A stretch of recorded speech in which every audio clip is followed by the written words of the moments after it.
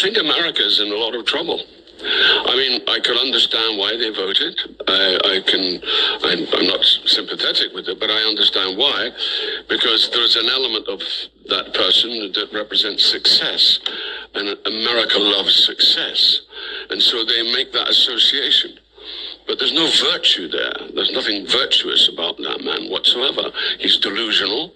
He hasn't an idea to then turn around and call Zelensky a dictator. It's just appalling. And then the whole Gaza thing, which is absolute disgrace.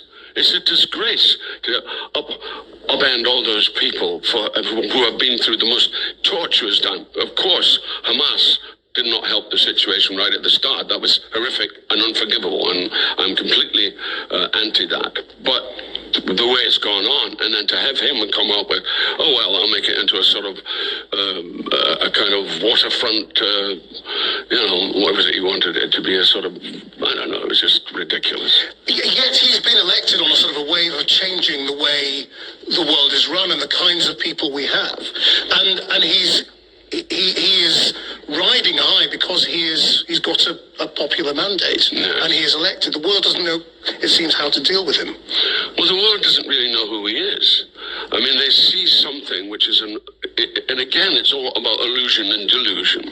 And there's something illusory about him, but he is also deluded, clearly deluded. I mean, and what is so extraordinary is that some people can't see it. Some people really believe that he is the savior in some way, and I'm just flabbergasted at how people view him. So I'm interested in how you see it, because I think that's where you being an actor perhaps also comes in. Yeah. You have to judge characters. You have to judge characters on the page and by their actions. Or read characters rather than judge them. I mean... Yeah, read is better than judge. Yeah, I mean...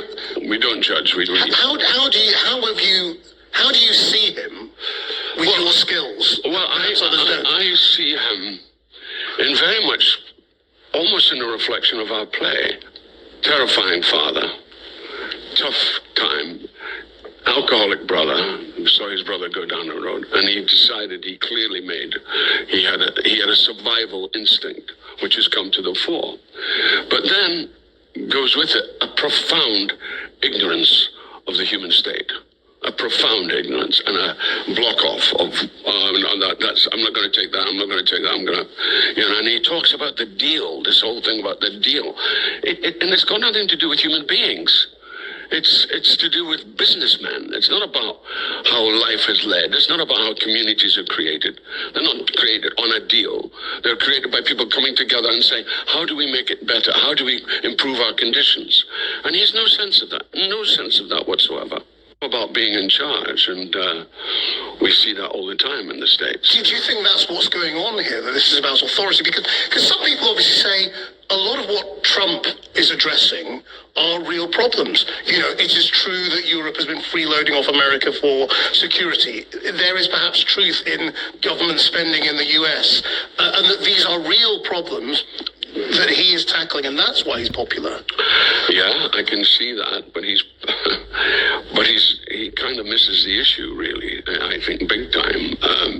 Clearly, the world has got to a state where democracy is failing miserably at the moment, but authoritarianism isn't the answer to that.